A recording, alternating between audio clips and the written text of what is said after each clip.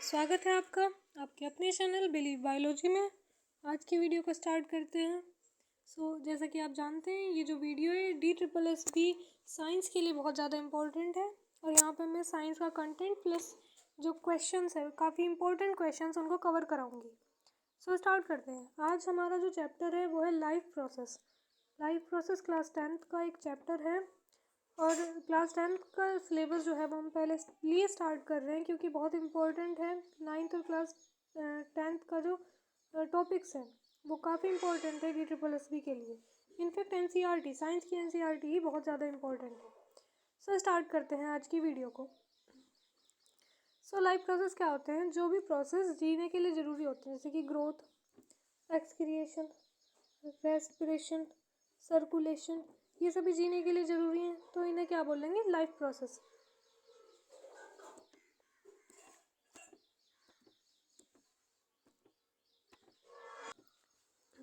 Life process में first हम पढ़ेंगे न्यूट्रिशन के बारे में। न्यूट्रिशन में दो तरीके की एनिमल्स में दो तरीके से न्यूट्रिशन होती है।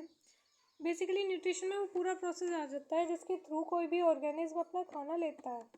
एनिमल्स में और प्लांट्स में न्यूट्रिशन अलग अलग तरीके की होती है। प्लांट्स में तो ऑटोट्रॉफिक होती है, मतलब जो प्लांट्स हैं वो अपना खाना खुद बना लेते हैं, और एनिमल्स में हेटरोट्रॉफिक होती है, यानी कि एनिमल्स दूसरों पर डिपेंड करते हैं अपने खाने के लिए।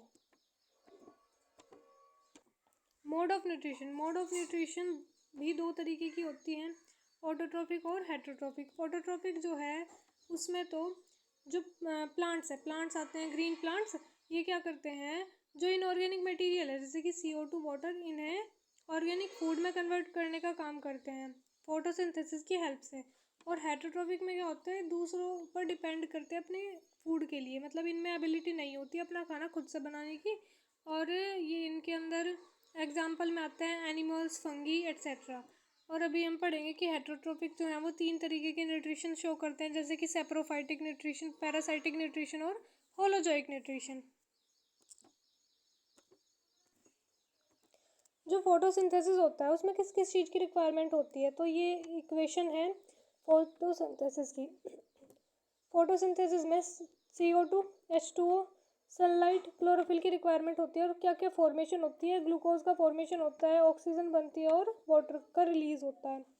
रॉ मटेरियल क्या क्या जरूरत पड़ती है फोटोसिंथेसिस के लिए, मैंने आपको अभी बताया। ये रिएक्शन आप याद कर लीजिए तो आपको ये सारे के सारे जो पॉइंट है ये भी याद हो जाएंगे। तो सनलाइट की ज़रूरत पड़ती है, क्लोरोफिल की ज़रूरत पड़ती है और CO2 की ज़रूरत पड़ती है। क्लोरोफिल क्या होता है? ग्रीन कलर पिगमेंट जो प्रेजेंट होता है। CO2 की ज़रूरत पड़ती है, वाटर की ज़रूरत पड़ती है। तो ये सारे रॉ मटेरियल जो कि फोटोसिंथेसिस के लिए ज़रूरी है।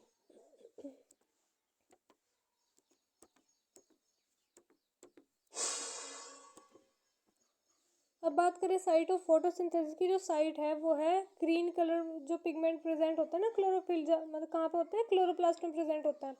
तो जो साइट है फोटोसिंथेसिस की वो है क्लोरोप्लास्ट, जो कि क्लोरोफिल में प्रेजेंट होती है। और मेन इवेंट्स क्या क्या होते हैं फोटोसिंथेसिस में? तो सबसे पहले तो होता है लाइट एनर्जी को क्लोरोफिल जो है वो एब्जॉर्ब करता है प्लांट में।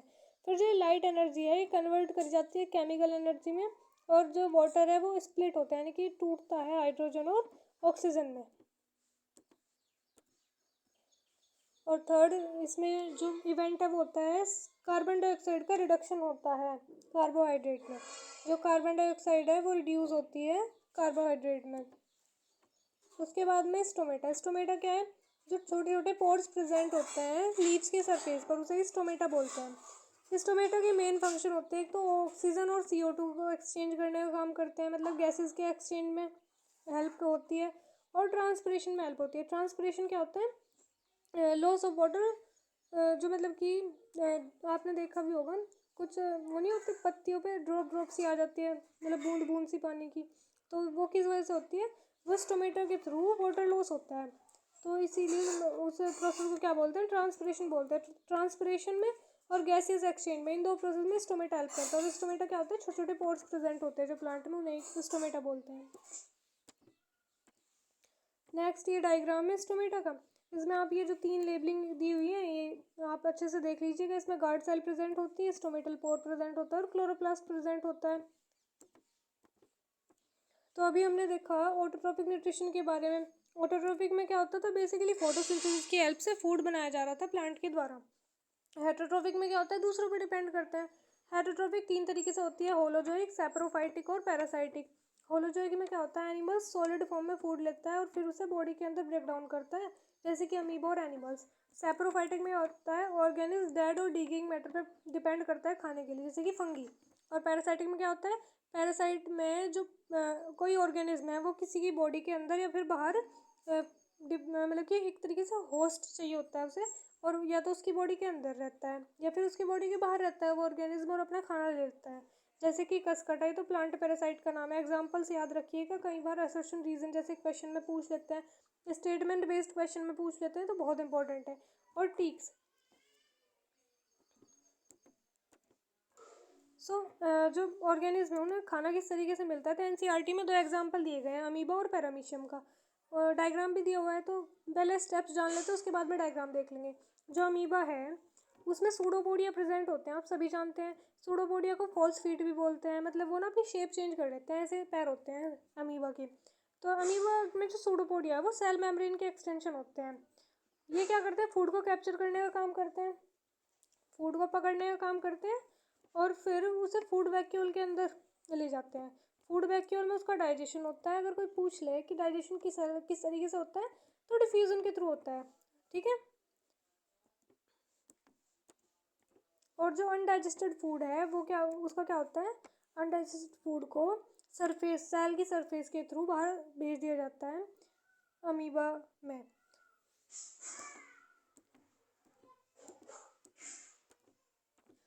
पैरामीशियम में क्या होता है, पैरामीशियम में सीलिया प्रेजेंट होते हैं ऑल ओवर द बॉडी, उनकी हेल्प से फूड अंदर जाता है किसी एक स्पेसिफिक पॉइंट स्पॉट से।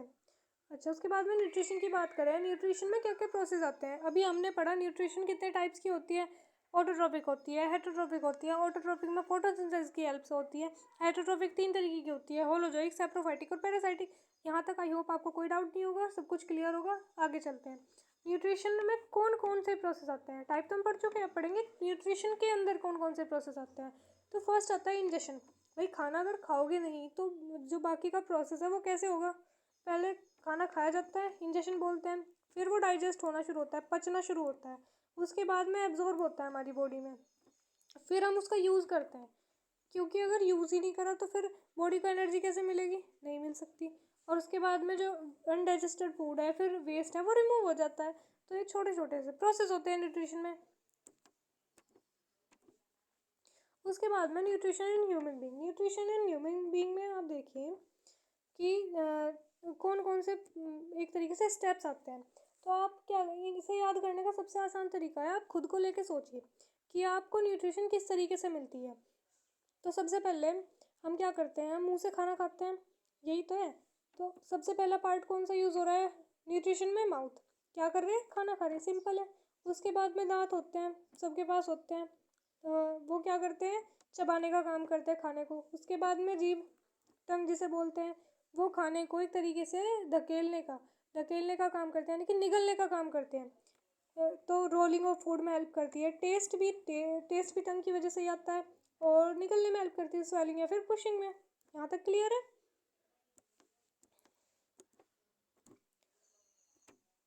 उसके बाद में स्लेवरी ग्लैंड होती है मुंह में, ठीक है। ये क्या करती है, इसमें स्लाइवा प्रेजेंट होता है। भाई वो क्या मतलब, जो माउथ है उसमें स्लाइवा प्रेजेंट होता है और म्यूकस प्रेजेंट होता है, ये कुछ ग्लैंड्स होती है जो इन्हें रिलीज करती हैं। सो जो स्टार्च है, ये बहुत ज़्यादा इंपॉर्टेंट पॉइंट है, ये पूछा जा सकता है कि जो स्टार्च है वो किस में कन्वर्ट होता है, माउथ में, या फिर ये पूछ लेते हैं, 2-3 तरीके से आ सकता है क्वेश्चन कि स्टार्च का डाइजेशन कहाँ पे स्टार्ट हो जाता है। तो ये स्टार्ट होता है माउथ में, सबसे पहली बात। दूसरी पूछ सकते हैं कि कौन से एंजाइम की हेल्प से स्टार्च जो है वो शुगर में कन्वर्ट होता है, तो वो होता है सलाइवरी अमाइलेज, इसे टाइलिन भी बोलते हैं, इस एंजाइम की हेल्प से। और जो माउथ है ना उसमें 3 ग्लैंड और प्रेजेंट होती है, सब मैंडिबुलर, सब मैक्सिलरी और पैरोटिड और स्लाइवरी ग्लैंड, ये कुछ ग्लैंड्स प्रेजेंट होती है। अभी आगे डायग्राम आएगा उसमें आपको पता लगेगा।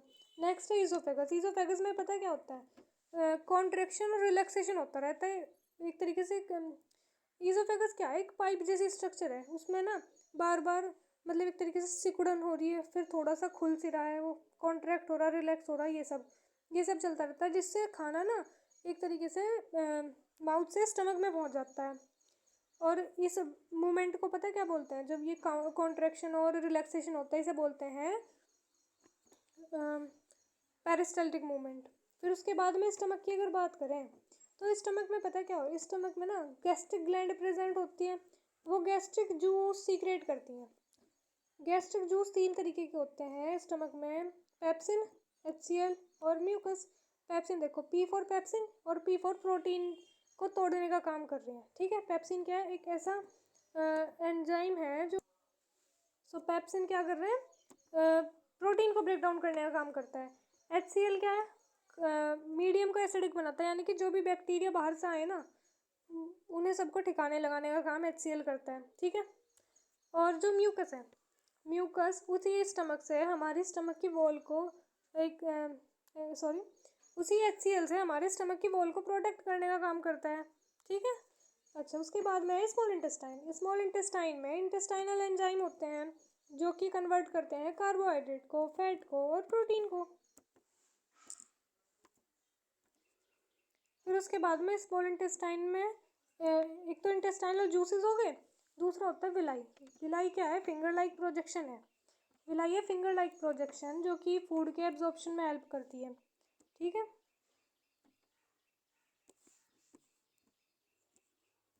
उसके बाद में स्मॉल इंटेस्टाइन। स्मॉल इंटेस्टाइन जो है मतलब स्मॉल इंटेस्टाइन में इंटेस्टाइनल जूसेस हो गए, विलाई होगी। तीसरा क्या होता है, ये कुछ और भी सीक्रेशन होते हैं इसके, जैसे कि लीवर से बाइल सीक्रेट होता है जो कि लार्ज फैट ग्लोब्यूल को स्मॉल फैट ग्लोब्यूल में कन्वर्ट करने का काम करता है। पैनक्रियास से पैनक्रियाटिक जूस सीक्रेट होते हैं जो कि फैट को और प्रोटीन को तोड़ने का काम करते हैं। फैट को कौन तोड़ता है, लाइपेज तोड़ता है, और प्रोटीन को कौन तोड़ता है, पेप्टोन्स में ट्रिप्सिन तोड़ता है, ठीक है।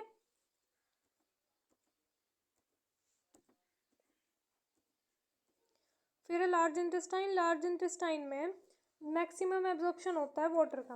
यहाँ पे देखिए, एब्जॉर्ब एक्सेस ऑफ वाटर, जितना भी मतलब वाटर होता है वो एब्जॉर्ब होता है, और जो बाकी का जो मटेरियल है वो एनएस के थ्रू बॉडी से बाहर निकल जाता है। ये एक डायग्राम है जो कि ह्यूमन डाइजेस्टिव सिस्टम का है, ये नोट्स में है।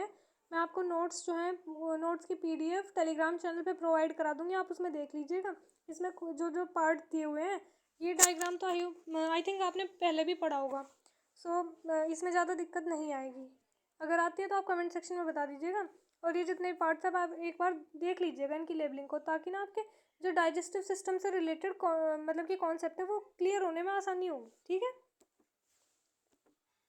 नेक्स्ट प्रोसेस आता है रेस्पिरेशन। रेस्पिरेशन में क्या होता है, 2 काम होते हैं इसमें, देखो। गैसेस एक्सचेंज होता है, दूसरा होता है जो खाना खाया सिंपल फूड में टूट गया ना, वो मतलब चबाने से पचाने से टूट गया, लेकिन अब उससे एनर्जी रिलीज करवाने का काम ना रेस्पिरेशन का ही होता है, और उसे बोलते हैं सेलुलर रेस्पिरेशन। क्या बोलते हैं, सेलुलर रेस्पिरेशन। और गैसेस एक्सचेंज में क्या होता है, सिंपली मतलब कि सांस अंदर लेना और छोड़ना। Is it clear. अब उसके बाद में देखो, जो ग्लूकोज है, सेलुलर रेस्पिरेशन की बात कर रहे हैं तो ग्लूकोज जो है वो 6 कार्बन शुगर है। Glucose is a 6 carbon sugar. Formula क्या होता है ग्लूकोज का, C6H12O6। तो साइटोप्लाज्म में ग्लूकोज में क्या होता है, साइटोप्लाज्म में ग्लूकोज पायरुविक एसिड और एनर्जी में कन्वर्ट हो जाता है। पायरुविक एसिड में 3 कार्बन होते हैं, और उसके बाद में अगर वहाँ पे उसे ऑक्सीजन मिलती है तो वो इथेनॉल CO2 और एनर्जी में कन्वर्ट होगा। अगर उसे ऑक्सीजन नहीं मिलती है तो इथेनॉल CO2 और एनर्जी में कन्वर्ट होगा। दूसरा केस है मसल्स का, अगर उसे वहाँ पर ऑक्सीजन नहीं मिलती तो लैक्टिक एसिड और एनर्जी में कन्वर्ट होगा। और तीसरा केस है माइटोकॉन्ड्रिया का, अगर वहाँ पर उसे ऑक्सीजन मिलती है तो वो CO2 वाटर और एनर्जी में कन्वर्ट होगा।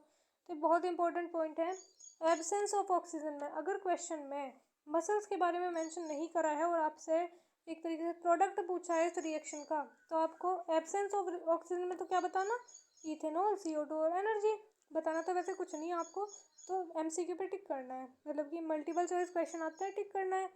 तो हाँ, मतलब कंफ्यूज नहीं होना है उस टाइम पे, ठीक है।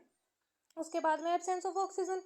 एब्सेंस ऑफ ऑक्सीजन में अगर मसल्स के बारे में बात कर रहा है तो आपको क्या कहना है, आपको मतलब लगाना है, टिक लगाना लैक्टिक एसिड और एनर्जी वाले ऑप्शन पे। और अगर माइटोकॉन्ड्रिया की बात करी और ध्यान रखना प्रेजेंस ऑफ ऑक्सीजन की, तो लगाना है CO2, वाटर और एनर्जी, ठीक। उसके बाद में रेस्पिरेशन दो तरीके का होता है, एरोबिक और एनारोबिक। एरोबिक रेस्पिरेशन तो ऑक्सीजन की प्रेजेंस में होगा और एनारोबिक ऑक्सीजन की एब्सेंस में होगा। एरोबिक जो है वो माइटोकॉन्ड्रिया में होगा, एनारोबिक जो है वो साइटोप्लाज्म में होगा। एरोबिक जो है उसमें लास्ट में बनते हैं CO2 और H2O, और एनारोबिक में बनते हैं अल्कोहल और लैक्टिक एसिड। एरोबिक जो है उसमें सबसे ज़्यादा अमाउंट में एनर्जी रिलीज होती है और एनारोबिक में कम अमाउंट में एनर्जी रिलीज होती है। उसके बाद में जो ह्यूमन रेस्पिरेटरी सिस्टम है उसमें कौन कौन से पार्ट्स आते हैं, तो सबसे पहले नोस्ट्रल, फिर नजल पैसेज, नसल कैविटी, फेरिक्स, लैरिक्स, ट्रैकिया, ये सब आते हैं। फिर आता है ब्रोंकाई, ब्रोंक्यूल्स, एल्वेली और ब्लड कैपिलरीज। अब आपको ये स्टेप वाइज ये सारे पार्ट याद होने चाहिए, क्योंकि कई बार क्वेश्चन पूछा गया है।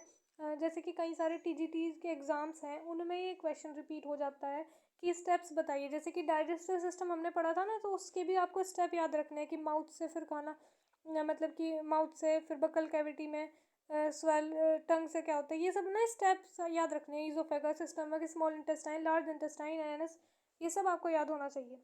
और इसमें ना आप मेन इंपॉर्टेंट बात एक और याद रखिएगा कि जो लंग्स हैं उसमें कौन कौन से पार्ट आते हैं रेस्पिरेटरी सिस्टम के, तो ब्रोंकाई, ब्रोंक्यूल्स, एल्वेली और ब्लड कैपिलरीज आते हैं। उसके बाद में दो तरीके मतलब जो मैकेनिज्म है ब्रीथिंग का वो दो तरीके से होता है, एक तो इनहेलेशन और दूसरा एक्सहेलेशन। इनहेलेशन में क्या होता है, जो थोरेसिक कैविटी है मतलब चेस्ट कैविटी वो एक्सपेंड होती है, एक तरीके से फूल जाती है। रिब्स जो है वो ऊपर की तरफ उठते हैं, डायफ्राम फ्लैट हो जाता है शेप में, वॉल्यूम जो है लंग्स का वो इंक्रीज होता है और एयर जो है वो लंग्स में एंट्री करती है। तो इसे समझने का और याद रखने का सबसे आसान तरीका अगर मैं आपको बताऊं तो आप क्या करें, अभी के अभी जैसे वीडियो देख रहे हैं ना, तो साथ के साथ में मतलब एक तरीके से सांस लेके देखिए और एक तरीके से ऑब्जर्व करिए कि क्या हुआ। रिब्स जो है वो ऊपर की तरफ आए क्या थोड़े से, चेस्ट कैविटी एक्सपेंड हुई, सिंपल सी बात है। इनहेलेशन का क्या मतलब है, सांस अंदर ले रहे हैं, सांस अंदर ले रहे हैं तो मतलब हवा अंदर जा रही है तो क्या थोड़ा बहुत एक्सपेंशन तो होगा ना। तो इस तरीके से आप याद रखिए, जो डायफ्राम है वो फ्लैट हो जाता है। इस तरीके से अगर आप याद रखेंगे तो आप कंफ्यूज नहीं होंगे। फिर है एक्सहेलेशन। एक्सहेलेशन में जो थोरेसिक कैविटी है वो कॉन्ट्रैक्ट हो जाती है, सिंपल सी बात है। इनहेलेशन का उल्टा होगा, रिब्स जो है वो नीचे की तरफ मूव करते हैं, डायफ्राम जो है वो डोम शेप हो जाता है, मतलब पहले फ्लैट था अब डोम शेप हो गया। वॉल्यूम कम हो जाता है लंग्स का, और जो जितनी भी एयर है, सारी नहीं पर नॉर्मल ब्रीथिंग की अगर बात करें तो जो एयर है इनहेल करी थी अब एयर बाहर निकल जाती है। उसके बाद में ये दो डायग्राम दिए गए हैं इनहेलेशन और एक्सहेलेशन के, तो यहीं पे यहाँ पे सब ने वही पॉइंट लिखे हैं। जैसे कि इनहेलेशन में क्या हुआ, जो रिब्स है वो ऊपर की तरफ उठ गए और जो एयर है वो लंग्स के अंदर आ रही है, डायफ्राम नीचे की तरफ फ्लैट हो रहा है। उसके बाद में एक्सहेलेशन में देखिए एयर जो है लंग्स से बाहर जा रही है, डायफ्राम अपनी शेप पे वापस आ रहे हैं और जो रिब्स है वो भी अपनी शेप पे वापस आ रही हैं। तो ये सारे प्रोसीजर्स हैं, आप एक बार PDF में पढ़ लीजिएगा और हो सके तो अपने शॉर्ट नोट बना लीजिएगा। वैसे तो काफ़ी अच्छे नोट्स हैं पर ऐसा होता है ना कि एग्ज़ाम टाइम पे अपने खुद के शॉर्ट नोट तो ज़्यादा बेटर रहता है। पर अगर आप PDF से पढ़ना चाहें तो भी कोई प्रॉब्लम नहीं है, क्योंकि मैंने काफ़ी अच्छे तरीके से फ्लो चार्ट वगैरह की हेल्प से समझाने की कोशिश करी है और कोशिश करी कि NCERT की एक लाइन इसमें कवर हो जाए। तो उसके बाद में जो गैसेस का एक्सचेंज होता है एल्वेलस, ब्लड और टिश्यू, इसके बारे में अगर बात करें तो यहाँ पे जो एयर है एयर लंग्स में गई इनहेलेशन के थ्रू, तो जो एल्वेली होती है ना, एल्वेली पे कुछ ब्लड वेसल्स लगी हुई होती है, ठीक है। तो वहाँ पे जो एक तरीके से ब्लड में डीऑक्सीजनेट मतलब कि ब्लड में CO2 आती है लंग्स तक, और वहाँ पे फिर ऑक्सीजन और CO2 का एक तरीके से डिफ्यूज़न हो जाता है कि ऑक्सीजन तो ब्लड में चली गई एल्वेली की हेल्प से ब्लड कैपिलरीज में, और जो CO2 है डीऑक्सीजनेटेड ब्लड से वो कहाँ पे आ गई, लंग्स में आ गई और फिर वहाँ से एक्सहेल होगी। किस तरीके से जाती है, ऑक्सीजन और CO2 हीमोग्लोबिन के साथ में बाइंड होकर जाती है। हीमोग्लोबिन जो है वो RBC में होता है। उसके बाद में CO2 किस तरीके से रिलीज हुई वो भी मैंने आपको बता दिया। फिर आता है टेरेस्ट्रियल ऑर्गेनिज्म और एक्वेटिक ऑर्गेनिज्म। टेरेस्ट्रियल ऑर्गेनिज्म तो वो ऑर्गेनिज्म होते हैं जो एटमॉस्फेरिक ऑक्सीजन का यूज़ करते हैं अपने रेस्पिरेशन के लिए, और एक्वेटिक ऑर्गेनिज्म वो ऑर्गेनिज्म होते हैं जो डिजोल्व ऑक्सीजन का यूज़ करते हैं अपने रेस्पिरेशन के लिए। यहाँ तक क्लियर है। अब बात करते हैं रेस्पिरेशन इन प्लांट की। रेस्पिरेशन इन प्लांट में 3 तरीके से होता है, एक तो लेंटिकल्स के थ्रू, एक स्टोमेटा के थ्रू, और एक रूट के जनरल सरफेस के थ्रू। उसके बाद में ट्रांसपोर्टेशन। ट्रांसपोर्टेशन क्या है, देखिए किसी एक मतलब किसी भी एक चीज़ को एक जगह से दूसरी जगह ले जाना, ट्रांसपोर्ट करना, उसी प्रोसेस को बोलते हैं ट्रांसपोर्टेशन। अब ह्यूमन में क्या होता है या फिर एनिमल्स में, ऑर्गेनिज्म में ट्रांसपोर्ट होता है ब्लड का, जिसे इस प्रोसेस को बोलते हैं ब्लड सर्कुलेशन या फिर सर्कुलेटरी सिस्टम। तो जो सर्कुलेटरी सिस्टम होता है उसके 3 मेन कंपोनेंट होते हैं ह्यूमन बीइंग में। फर्स्ट होता है हार्ट, इसे पंपिंग ऑर्गन बोलते हैं, ब्लड को पंप करने का काम करते हैं ना। उसके बाद में आर्टरीज और वीन्स होती हैं। आर्टरीज जो है वो ऑक्सीजनेटेड यानी कि प्योर ब्लड को कैरी करने का काम करती है, और वीन्स जो है वो इम्प्योर ब्लड को कैरी करने का काम करती है। आर्टरीज जो है एक एक्सेप्शनल केस है। देखो जो आर्टरीज है ना वैसे तो प्योर ब्लड कैरी करती है, लेकिन पुल्मोनरी आर्टरी जो है वो इम्प्योर ब्लड कैरी करती है। अभी आगे उसके बारे में मैं बताऊंगी कि कहाँ पे वो एक्सेप्शन केस लागू होता है। और जो वीन्स है, वीन्स वैसे तो इम्प्योर ब्लड कैरी करती है, लेकिन जो पुल्मोनरी वीन है वो प्योर ब्लड कैरी करती है। तो यहाँ तक क्लियर होगा। उसके बाद में ब्लड और लिम्फ यानी कि जो सर्कुलेटरी मीडियम है। अब ऑक्सीजन और ये जितना भी मतलब ऑक्सीजन या फिर सिंपल फूड मटेरियल या फिर जो न्यूट्रिएंट्स वगैरह हैं, मिनरल्स, और ये CO2, ये किस तरीके से एक जगह से दूसरी जगह जा रही है, मतलब किस तरीके से ट्रांसपोर्ट हो रही है बॉडी में। एक मीडियम की रिक्वायरमेंट तो होती है ना, तो वो मीडियम क्या होता है, ब्लड या फिर लिम्फ होता है। उसके बाद में ये एक प्रोसीजर दिया गया है, यहाँ पे शो किया गया है कि किस तरीके से ब्लड ट्रांसपोर्ट होता है ऑल ओवर द बॉडी। तो यहाँ पे देखिए फर्स्ट स्टेप है, बहुत इजी वे में इस डायग्राम को बनाया गया है। जैसे कि फर्स्ट स्टेप है कि जो लंग्स है, लंग्स से पुल्मोनरी वेन की हेल्प से ऑक्सीजनेटेड ब्लड लेफ्ट आर्टरियम में आता है। मैंने आपको बताया था कि पुल्मोनरी वेन क्या करती है, प्योर ब्लड को कैरी करने का काम करती है। वैसे तो वेन इम्प्योर ब्लड कैरी करती है, लेकिन पुल्मोनरी वेन ये एक्सेप्शनल केस है, पुल्मोनरी वेन ऑक्सीजनेटेड ब्लड को कैरी करती है। सो ये क्या करती है, लंग्स से ऑक्सीजनेटेड ब्लड लेफ्ट आर्टरियम में लेके आती है, लेफ्ट आर्टरियम से लेफ्ट वेंट्रिकल में जाता है। उसके बाद में मेन ओर्टा से वो जो ब्लड है, यहाँ पे डी नहीं, यहाँ पे ऑक्सीजनेटेड आएगा, मेन आर्टरी से ओर्टा जिसे बोलते हैं वो पूरी बॉडी में जाता है। फिर बॉडी ऑर्गन से CO2 उसके साथ में मिक्स हो जाती है ब्लड में, और फिर वेन्स की हेल्प से वो राइट आर्टरियम में जाता है, उसके बाद में राइट वेंट्रिकल में जाता है, और उसके बाद में पुल्मोनरी आर्टरी की हेल्प से वो दोबारा से लंग्स में जाता है। फिर वही प्रोसेस होता है, फिर पुल्मोनरी वेल से ऑक्सीजनेटेड ब्लड जो है वो लेफ्ट आर्टरियम में आएगा। यही पूरा प्रोसीजर चलता रहता है। उसके बाद में डबल सर्कुलेशन, हाँ ये टर्म है बहुत इंपॉर्टेंट है। डबल सर्कुलेशन क्या होता है कि अभी देखो, अभी मैंने आपको पढ़ाया ना कि किस तरीके से ह्यूमन में सर्कुलेशन का प्रोसेस होता है। आपने अगर एक चीज़ नोटिस की हो तो आपने ध्यान दिया होगा कि जो ह्यूमन है उसमें 2 बार ब्लड जो है हार्ट में आता है, एक सर्कुलेशन में 2 बार हार्ट आता है, 2 बार हार्ट में ब्लड आता है सॉरी।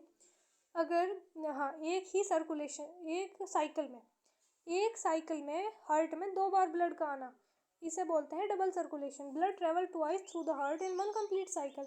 ये फिर हार्ट का डायग्राम है, ये एक बार आप देख लीजिएगा। मेन पॉइंट इसमें से ध्यान रखिएगा कि कौन सी लेबलिंग को क्या बोलते हैं, जैसे कि pulmonary vein, artery, superior vena cava, inferior vena cava, valve, ये कहाँ कहाँ पे प्रेजेंट है, यहाँ तक ठीक है। उसके बाद में 2 तरीके के सर्कुलेशन और है, पुल्मोनरी सर्कुलेशन और सिस्टमेटिक सर्कुलेशन। पुल्मोनरी सर्कुलेशन तो उसे बोलते हैं जब ब्लड जो है हार्ट से लंग में जाता है और फिर वापस हार्ट में आ जाता है। सिस्टमेटिक सर्कुलेशन बोलता है जब ब्लड जो है वो हार्ट से पूरी बॉडी में जाता है और दोबारा से हार्ट में चला जाता है। उसके बाद में जो ब्लड है उसके बारे में थोड़ा सा बताया गया है, जैसे कि ब्लड एक फ्लूइड कनेक्टिव टिश्यू है, ठीक है। इसमें 2 कंपोनेंट है, सॉलिड कंपोनेंट है और लिक्विड कंपोनेंट है। सॉलिड कंपोनेंट में ब्लड कैरपेसिल्स आती हैं, यानी कि RBC, WBC और प्लेटलेट, और लिक्विड कंपोनेंट में ये एक येलो कलर का फ्लूइड होता है जिसमें 90% वाटर होता है, 10% ऑर्गेनिक सब्सटेंस होते हैं। आप ध्यान रखिएगा कि कितनी परसेंट वाटर और कितनी परसेंट ऑर्गेनिक सब्सटेंस होते हैं।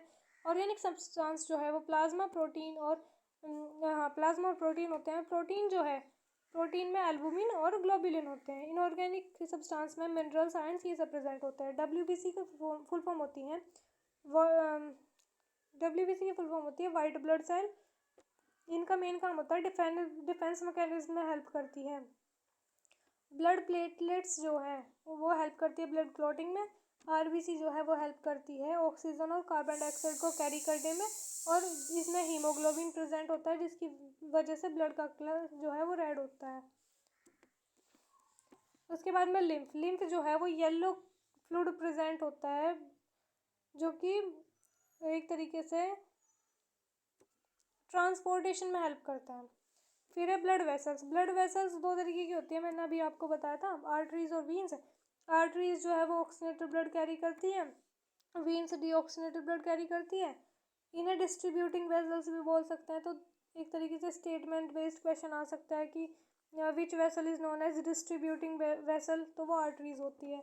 ये थिक होती है, इलास्टिक होती है, डीप सीटेड होती है। वीन्स जो है ये थिन होती है, लेस इलास्टिक होती है और इन्हें कलेक्टिंग वेसल भी बोलते हैं।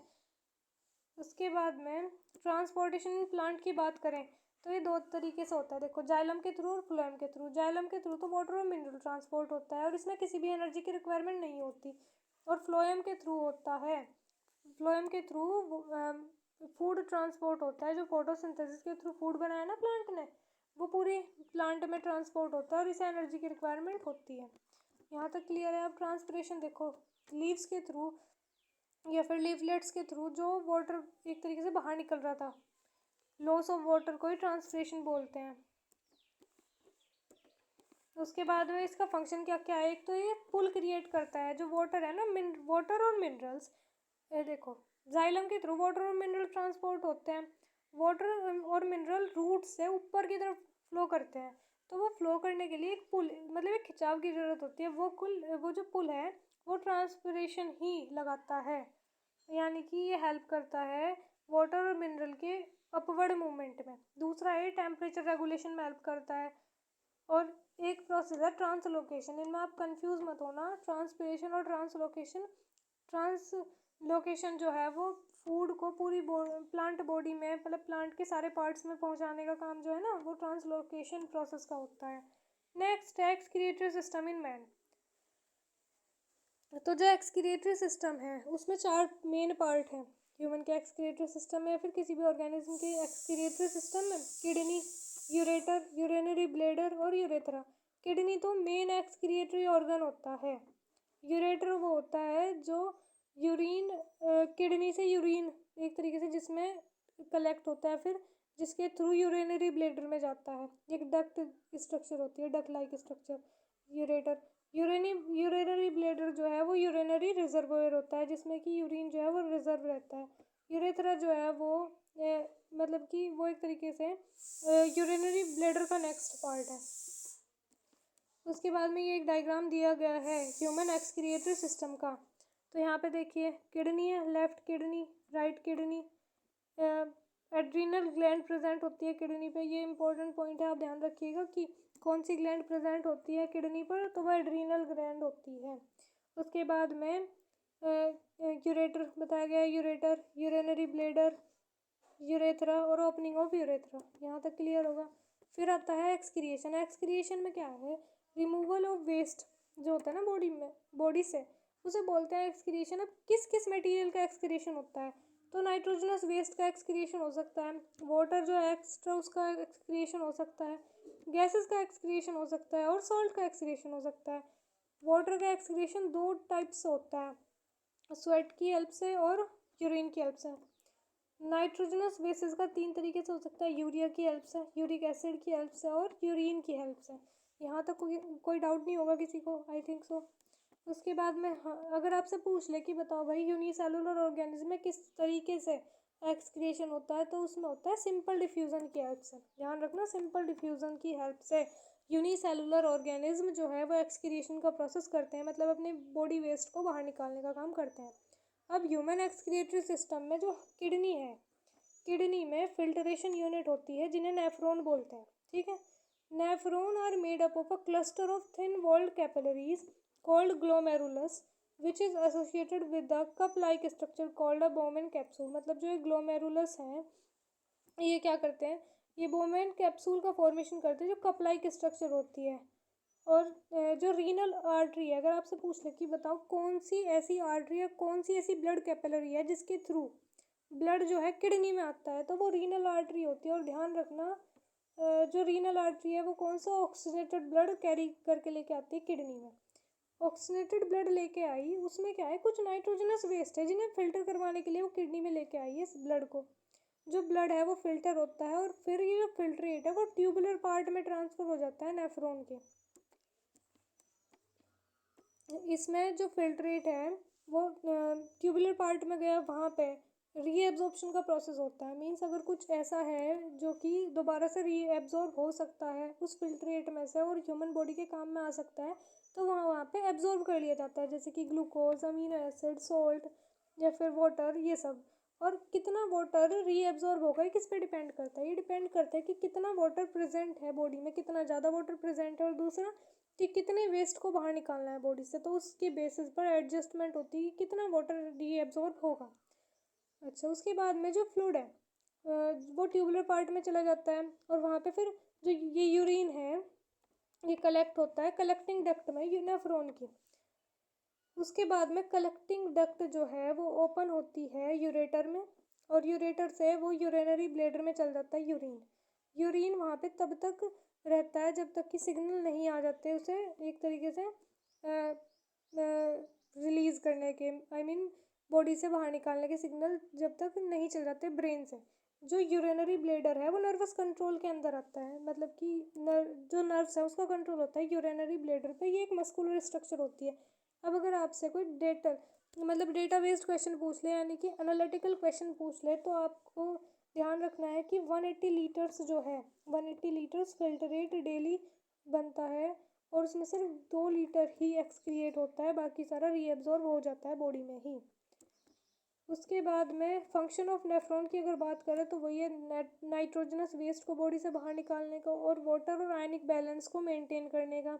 एक्सक्रिएशन इन प्लांट की बात करें तो क्या क्या एक्सक्रिएट होता है प्लांट में, तो ऑक्सीजन का, और जो ऑक्सीजन और कार्बन डाइऑक्साइड है वो डिफ्यूज़ होती है स्टोमेटा के थ्रू। जो वाटर एक्सेस वो ट्रांसपिरेशन के थ्रू बाहर निकल जाता है। प्लांट्स जो है वो अपनी ओल्ड लीव्स और बार्क वगैरह, मतलब पेड़ की छाल वगैरह या फिर जो पुरानी लीव्स हैं उन्हें भी रिमूव कर देते हैं अपने आप से। रेजेंस या फिर गम्स वगैरह जो हैं वो रिलीज होती हैं ओल्ड जाइलम सेल से। ध्यान रखना कहाँ से, ओल्ड जाइलम सेल से, और ये लॉस्ट कर दी जाती है प्लांट से। प्लांट कुछ और वेस्ट सब्सटेंस भी डायरेक्टली सॉइल में एक तरीके से सीक्रेट कर देते हैं। अब यहाँ पे एक डायग्राम दिया गया है नेफ्रॉन की स्ट्रक्चर का, तो आप एक बार देख लीजिएगा इसमें क्या क्या प्रेजेंट है। इससे कॉन्सेप्चुअल क्लैरिटी में हेल्प मिलती है डायग्राम से, आपको स्टेप्स याद करने में आसानी होगी और आपको कई सारे मतलब जो लेबलिंग है वो भी अच्छे से याद रहेगी। अगर डायग्राम बेस्ड क्वेश्चन आपके एग्जाम में आते हैं तो वहाँ पे आपको हेल्प होगी। तो इसमें देखिए ग्लोमेरुलस है, बोमेन कैप्सूल है, उसके बाद में ग्लोमेरुलस बोमेन कैप्सूल, फिर proximal convoluted tubule tubular part है ये नेफ्रॉन का, distal convoluted tubule, collecting tubule, ascending loop of Henle और डिसेंडिंग लूप ऑफ हैनले, ये सब। और रीनल आर्टरी जो है वो ऑक्सीजनेटेड ब्लड को किडनी में लेके आई थी। तो ये सब चीज़ें आपको देख लेनी है एक बार। उसके बाद में यूरिन जो फॉर्मेशन होता है वो 3 स्टेप में होता है। फर्स्ट तो ग्लोमेरुलस फिल्टरेशन, दूसरा है ट्यूबुलर रीएब्जॉर्प्शन और तीसरा है सीक्रेशन।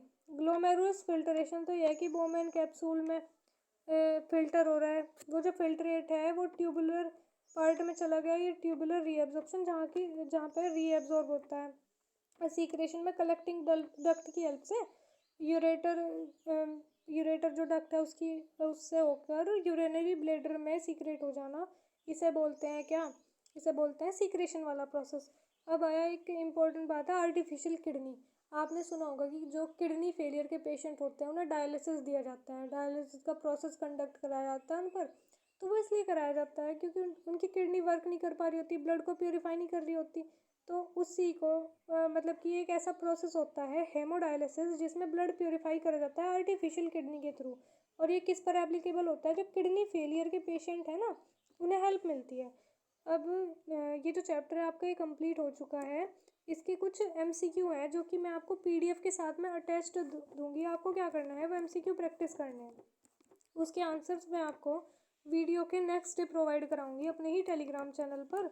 और आप अगर आपको किसी भी क्वेश्चन में कोई डाउट है तो आप कमेंट सेक्शन में पूछ सकते हैं। साथ ही साथ अगर आपको किसी टॉपिक में डाउट है तो आप कमेंट सेक्शन में पूछ सकते हैं। अगर आप चाहते हैं कि मैं इन MCQ की अलग से वीडियो बनाऊं ताकि आपकी इन्हें सॉल्व करने की एक तरीके से अप्रोच डेवलप हो, तो आप मुझे कमेंट सेक्शन में बता दीजिएगा। मैं कोशिश करूँगी इनकी वीडियो अलग से बनाने की। और that's all for today. Thank you, have a nice day. पढ़ते रहिए, प्रिपरेशन करते रहिए और मोटिवेटेड रहिए। Thank you.